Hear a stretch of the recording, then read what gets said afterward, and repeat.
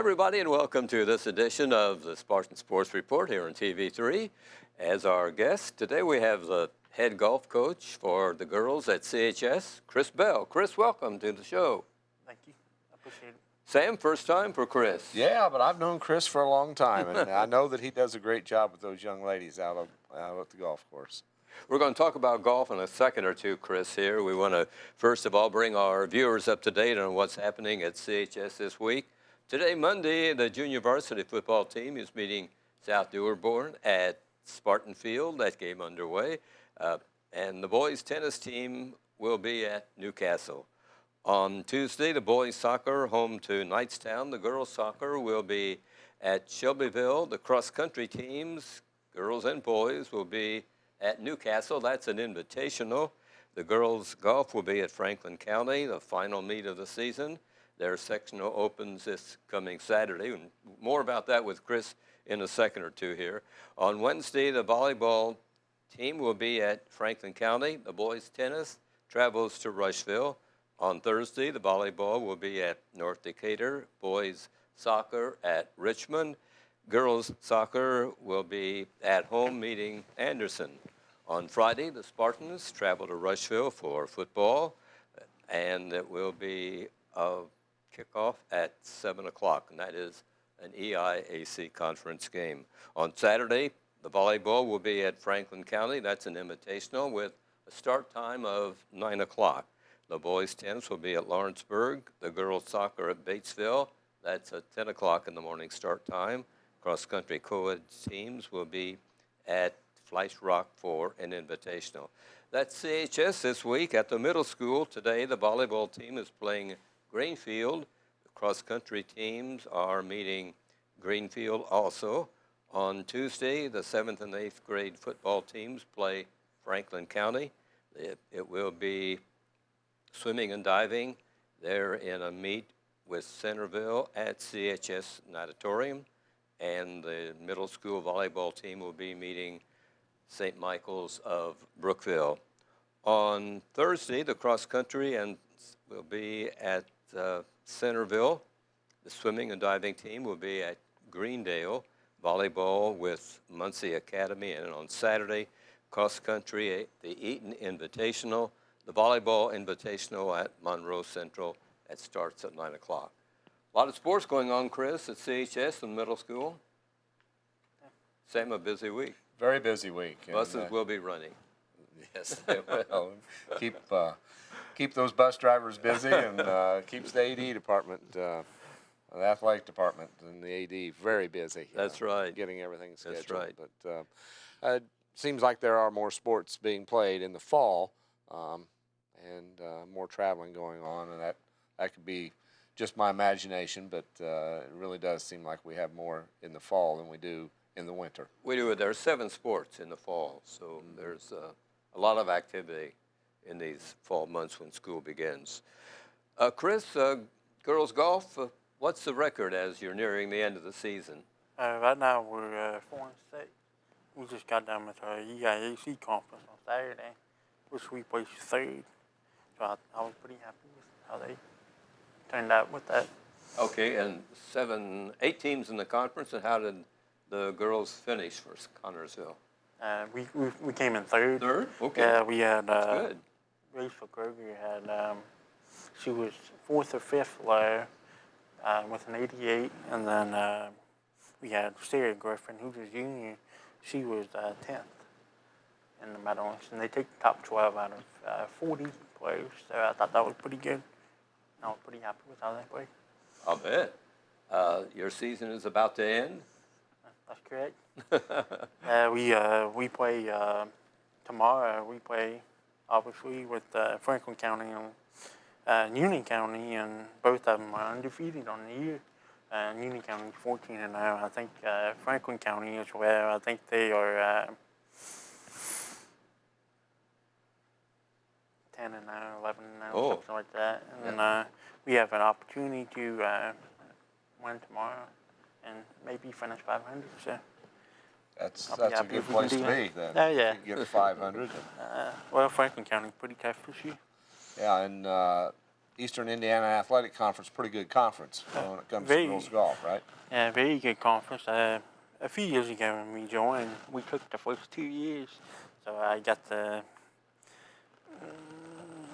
dove head first into that. But Yeah. then after that, we've always finished second or third, which I'm very happy with. So Good. You have you've got a couple of seniors is all you have on the squad. Who are they? yeah, you have Rachel Kroger. He typically plays on number one, and she's been pretty consistent all year long and leading the team. Then I have Addison Myers. He's also a senior, and she's been up and down all year long. But they really drive the team and keep our scores low for us, and I'm very happy to have them. But just a side note, I used to coach a middle school golf team, and I had those girls in 7th and 8th grade too. So I've had them for all 6, 7 years, depending on how you look at it. They might be more tired of you than you are of them. I believe so. I think we're getting to that point. Well, you've been coaching golf at CHS for 9 years. No, I've been there for the last 7 years, I believe, and middle school golf for about 3 or 4 years. Okay. But before that, I was in Myrtle Beach for a couple of years, and I coached golf teams down there as well before I came back. Yeah, a lot of experience coaching golf. Oh yeah, I love it. I love golf and everything about it. So. Where will the sectional be played? We play at Richmond Oaks this year. This will be the second straight year that they play there, and it's a pretty tough course there. But I think we can handle it. All we have to do is beat Union County so we can get out, right? That's right. Yeah. But the top three teams get out, and then the top 3 individuals, they have teams that don't get out, get to go to regionals. Mm-hmm. So last year, Rachel Kroger, she went to regionals for us as an individual. Do your girls participate in other sports? Yeah, I have quite a few. I play basketball, and actually I have one girl who plays cheerleading or is involved in cheerleading. So, and then she does both. So, but I think quite a few in basketball, and but I think that's about it. Well, that's good. All coaches think that's important that their athletes participate in other sports. Yeah, I think that's what I try to push. It's very important for us to be a tri-sport athlete, but I really tried to push for them to do that, but some of them choose to work or other activities they're involved in. So Sure. I know a couple of them are senior council president, senior council member, junior council president, junior council members. I mean, they're all heavily involved. Yes. And the last 3 years, I believe, we've had the highest GPA for fall sports. So, Good. Great. Great. so I'm very happy with that aspect of it. You mentioned the seniors. Who are the other members of your team? Who are the other We girls? have Sarah Griffin, who's a junior. This will be her 3rd year as a varsity leader. Then we have Alexa Weber. She's a sophomore. And we also have Autumn Friend, who's a newcomer. She played for me in 7th and 8th grade, but she came out this year as a junior. And then we have Bailey Schneider, who's an incoming freshman for us. So we had a couple of them quit, and decided they were going to do cheerleading this year. And then we had a few of them quit and decided they're going to play volleyball and so on and so forth. So that's usually how it works out. A lot of competition for the athletes in the fall. Oh, yeah. Yeah. So if it could be a spring sport, which I don't think that's possible, but if it could be a spring sport, that'd be awesome. I could have a lot of people on my team. So. Well, here we are nearing the end of your regular season here coming up in a day, and then the tournament begins this weekend. So it's a short, quick season for the girls, isn't it? When do you start? Yes, we started actually the Friday before the first week of school. Okay. Actually, a whole week before school started. We started this year, and we started on the 31st of July, and we have a couple of invitationals before anybody else even started their first practice. Yeah. So And then we have to end right before October, because if you get too far in, then you have to worry about the weather for the state tournaments and stuff Sure. like that. Sure. So actually, I think a lot of the coaches and I have talked about it, and they kind of want to push it even further in the month if they Really? can allow it. So that way you can get more and spread out the season a little bit, so you're not playing 2 or 3 matches a week. Yes. Yeah. Don't have to worry about it getting dark earlier by starting earlier. Yeah. Yeah. Of course, with daylight savings time, it's not as much of a problem as it used to be. Well, when we used to play, we used to have, because we didn't have enough weekends when we started later in the year. We have to play at least 5 or 6 invitational before conference comes around. Or it used to be we play that Monday, Tuesday, Wednesday, Thursday, Saturday were all invitationals, 18-hole invitationals the week before school, and that's when we got our invitationals in. But either way, I'll be happy with. But it's a nice, quick season, but it's all about how you play at the end. That's for sure. Yes. As we mentioned, the boys soccer team will be in action this week. They had a game with the Centerville Bulldogs recently, and TV3 was there. Here are some of the highlights from that game.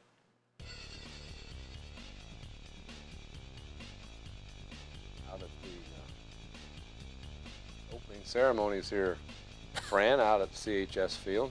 That's right. The 3 refs are leading the teams onto the field and everything. It's an exciting game to watch. I mean, these young guys, they know what they're doing. There is the Spartans scoring. Armin Angeles was the fellow that hit the goal on that one for Connorsville. Spartans were behind until he scored to tie up the ball game at 1-1.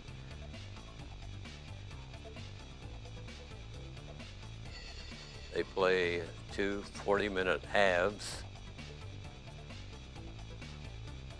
There's a shot that eludes the goalkeeper for Centerville, and the Spartans are able to get a shot off. Saved by the goalie.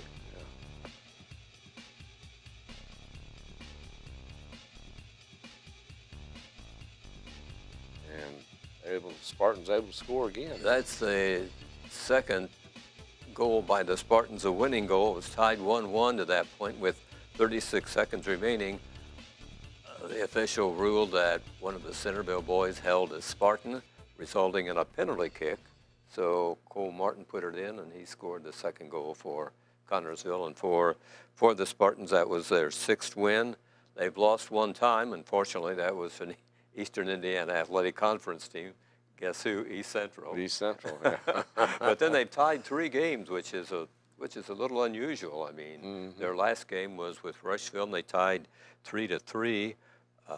They had an earlier game prior to the one that we had TV3's cameras at, and they tied with Southwestern 1-1. So it's a little unusual that you have ties like that in soccer. But the boys in the conference are 2-1 and 2 ties. They have yet to play Greensburg and Shelby and South Dearborn in that, and their sectional will be beginning at Greenfield on October the 2nd, so they're not too far from the end of their season either. Well, coming up, so Right. fall sports are starting to wrap up. Yes, I think football is the one that maybe goes the longest of any of the fall sports. Yes. Speaking of football, the Spartans got a victory. Yeah, When terrific. They went to Aurora Friday night. Tell us about the game, Sam. Terrific victory. Spartans in the first half, it was tied 6-6, and coming into that game, South Dearborn had only scored, I believe, 13 points in their first 3 games total. So they came in, they were able to score first, but Spartans battled back, and then in the second half, kind of a dogfight, but Spartans end up winning by 9, kind of put it out of reach for them as the Knights were trying on 2-point conversions a few times, and the Spartan defense able to hold and keep them from doing that. And Spartans led and ended up winning 27-18, which put their season now at 2-2, as they will head over Friday night to take on the Lions in another conference battle, and they could go above 500 on the season. I think that it's never easy over at Henshaw Field, but always a lot of fun too. That second touchdown that the Spartans scored late in the game was huge because it made a 2-point game for Shelbyville. A two-play game, yes. Yeah, for South Shelbyville, I mean, for South Dearborn. Right. So that was huge to get that kind of a lead late in the game, and it was great to see them at the end. We don't get to see that very often.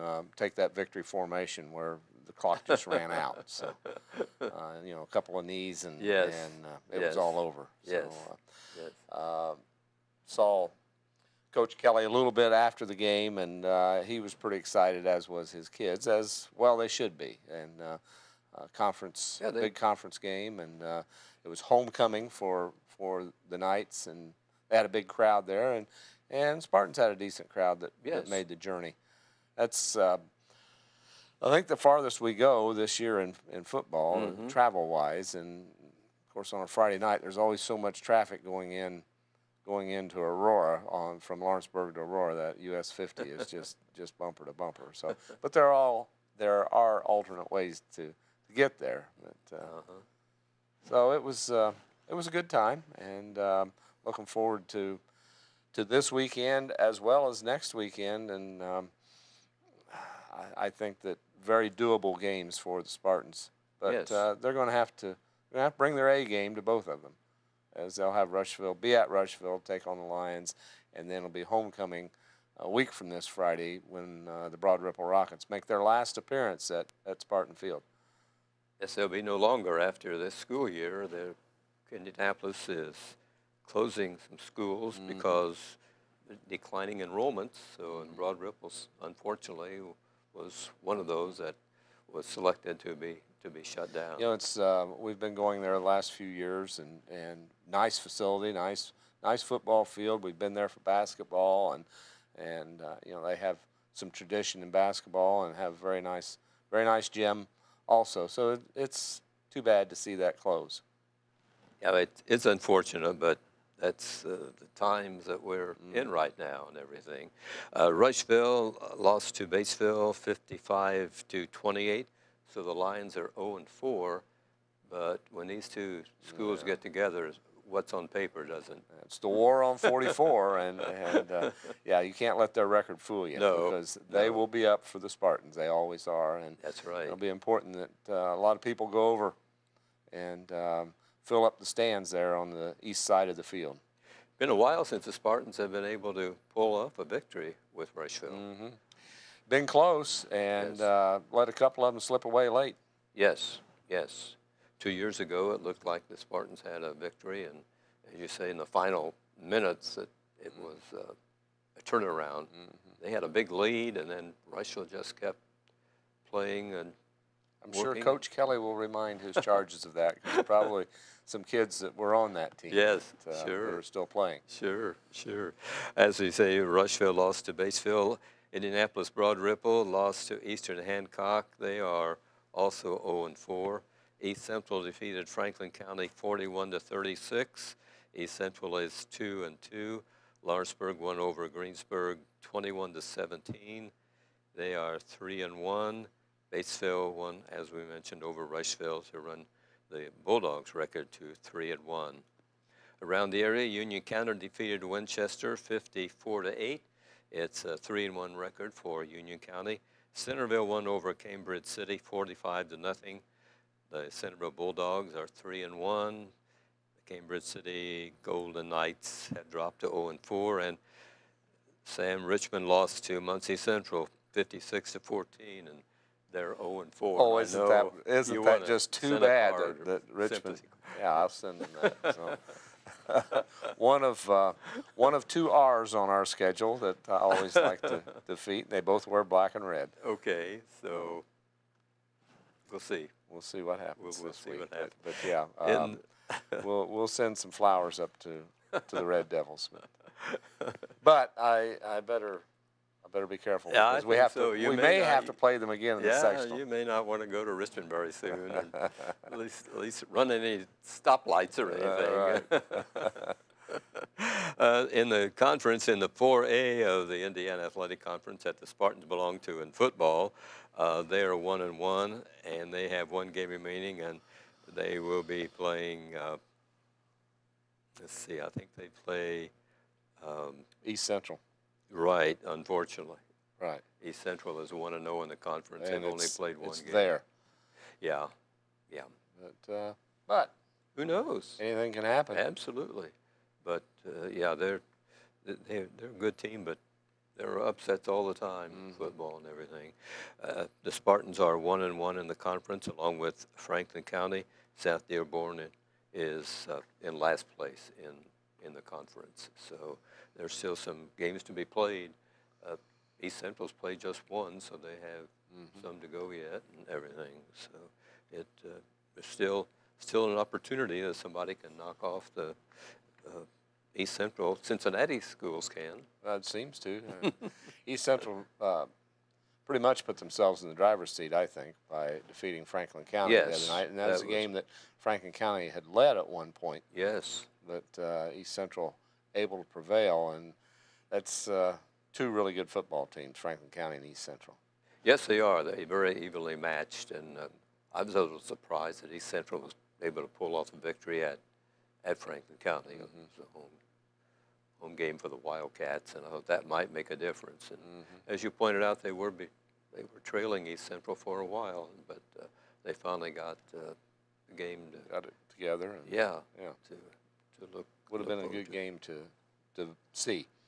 Absolutely, watch. It yes. was, one where I could sit and watch and not take sides. That's right. I mean, both those teams are good. They have good programs, but I think CHS is on the way here. Oh, I do too. Our kids played well the other night. They limited their mistakes, and they played a good defensive battle. Yeah, I wanted to mention the defensive team. I thought they did an excellent job against the Knights and allowed the offense then to get back on the field. It seemed like first half that defense was on the field a lot, but they were able to hold on and do what they needed to do. Got to be pleased, I think, with this year's edition of the Spartans, and I think for the next several years that can only get better. We came very close to beating Greensburg, so the Spartans could be 3-1 right now. Very well could have, and you mentioned Greensburg and Lawrenceburg got together the other night, and that game, Lawrenceburg being one of the best teams in the conference, that game was a little closer than I thought it could be. Yes. So I think in a few weeks when Connersville plays Lawrenceburg, that I like our chances then as well. Of course, that's not a conference game as far as the standings are concerned, because it's a 3A. Lawrenceburg is in Class 3A with Batesville, Greensburg, and who's the other school? Batesville, Greensburg, Rushville. Okay, it's 3A, yes. So And one other one. It'll come to me. But you mentioned it's not a conference game for the standings, but Coach Kelly has told me that he still wants to win every one of those conference games, and yes, no matter what. Yeah. What about individual play Friday night? Well, of course, Foreman continued to do well as well as Du Bois.